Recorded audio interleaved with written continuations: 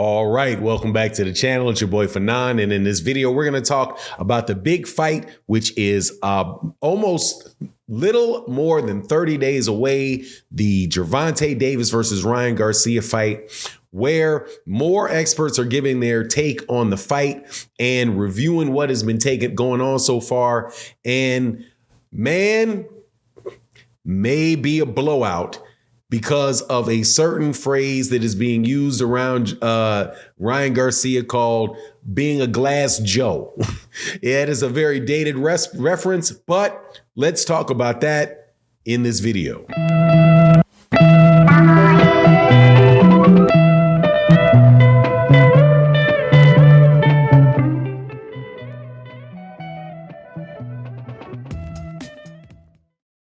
All right, welcome back to the channel. It's your boy Fanon, and in this video, we're going to talk about Gervonta Davis and Ryan Garcia, who will be fighting for the 135-pound King of the Money Pile title on April 22nd. Just had a very, very good conversation with a matchmaker and wanted to share the insight that he had with that without naming names.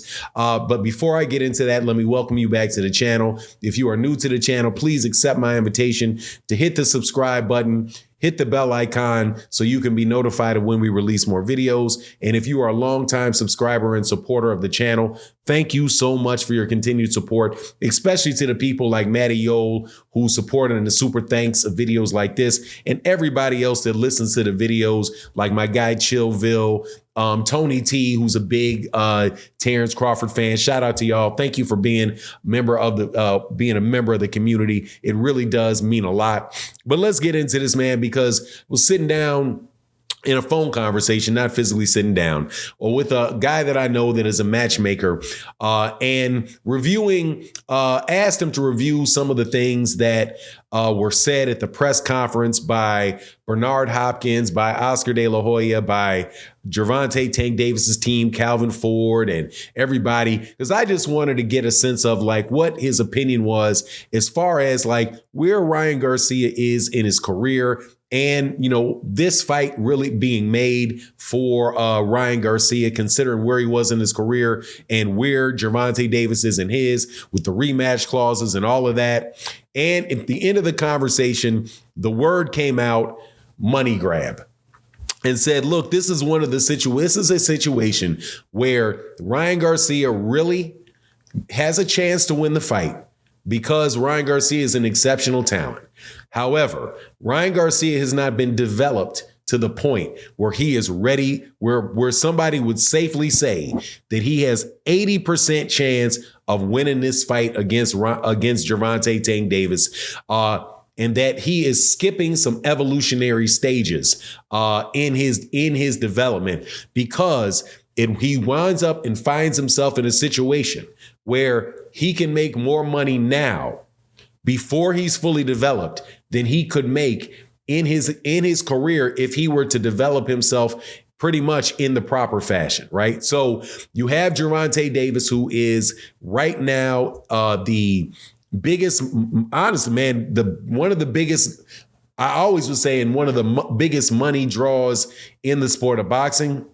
At this point in time, there's a good chance that he may be the biggest, because it seems like Canelo Alvarez is, to give him his just due, isn't a little bit of a retirement as far as that type of thing goes. Is not really looking to make the biggest fights in the world. He's just looking to make fights because he knows that he's going to get a lot of money for any fight that he has. So he's not really trying to do anything that is a big mega fight that's going to really break box office records or any of that stuff. It seems as if he is just kind of settled into, a semi-retirement, fighting UK fighters and, just having the fans that want to see him. But Gervonta Davis, on the other hand, is a guy that is actively trying to grow his brand and grow his name and get involved in the biggest fights in boxing so that he can fight a few more years, but, get a chance to do that. And now Ryan Garcia has a situation where this is the best opportunity that he will ever have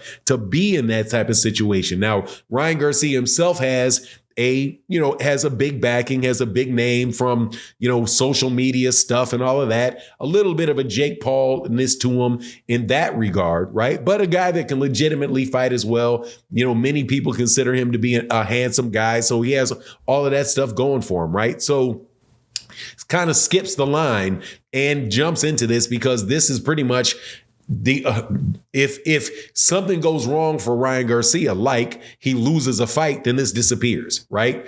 And if he doesn't get it with Gervonta Davis, he'll probably never get it with anybody because there's nobody else out there that he has a reasonable opportunity to beat that is like that. The closest guy to him in his weight classes that are like that is Errol Spence Jr. And him going in there with him is pretty much just asking to have your career ended, right? Because that is just going to be something that would be so ridiculous, such a ridiculous whooping that it wouldn't work. Now, what are the considerations to support that? That Ryan Garcia has not really ever fought a champion yet. He has not won a championship in a boxing ring against someone. The only champion that he's ever fought is an ex-champion by the name of Javier Fortuna. Also, Ryan Garcia going into this fight he's in his early 20s. He's already had 2 significant layoffs in his career, right?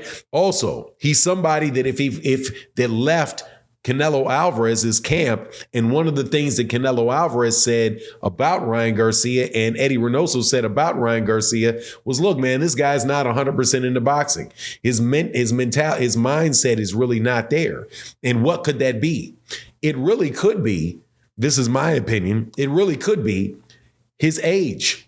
And the fact that Ryan Garcia is a young guy that got hit with a lot of money, and that can happen to people, at a young age until they have something happen to them where they really start focusing and buckling down, right? So Ryan Garcia hasn't ran into a situation where either he's missed weight and got embarrassed like Gervonta Davis did, or, got into a fight with somebody where, man, this fight was a lot closer than he thought that the fight was going to be. Pretty much every fight that Ryan Garcia has had to date, with the exception of Luke Campbell, has been somebody that really didn't fight back much with him, right? And it was just somebody that he could bowl over. Now, to his credit, he had the Ryan Garcia fight, which to me showed that he had a lot of heart when he got dropped by Luke Campbell, and then I think he got dropped maybe in the second or the third round, and then he winds up stopping him with a body shot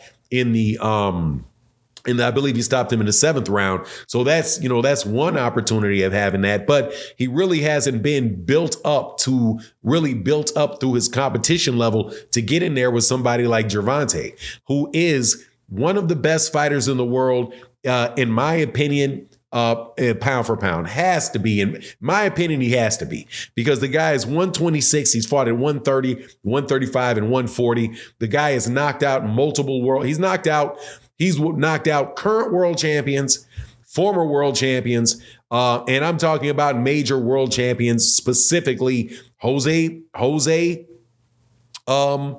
Pedraza on a big stage before a lot of people would say that he was ready, and he did it, and he's doing it in different fashions. So to get him there, it's real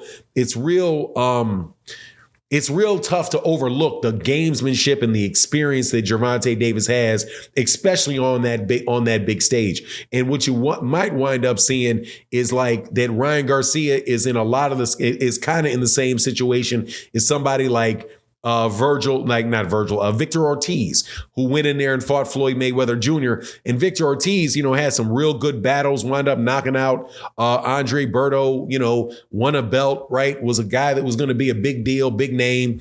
And then he got in there with Floyd Mayweather Jr., and he just wasn't ready. Also, Ryan Garcia's punch tolerance has not really been tested. So, and that meaning somebody that has been hit over and over and over again by clean shots to the body and to the head over the course of a fight. Where if you look at guys like Errol Spence, or if you look at guys like Tyson Fury, Canelo Alvarez, Floyd Mayweather, Oscar De La Hoya, definitely, Gervonta Davis, guys that have proven that they can be hit, that they can hit and they can take shots because, that is boxing. You are going to take shots. So, that basically the summary of it is that, hey, man, this guy got that fight, took that fight because of that money, and he wanted to get that money and not miss that opportunity, which is very, very smart, which will limit his ability, the amount of punishment that he will take over time.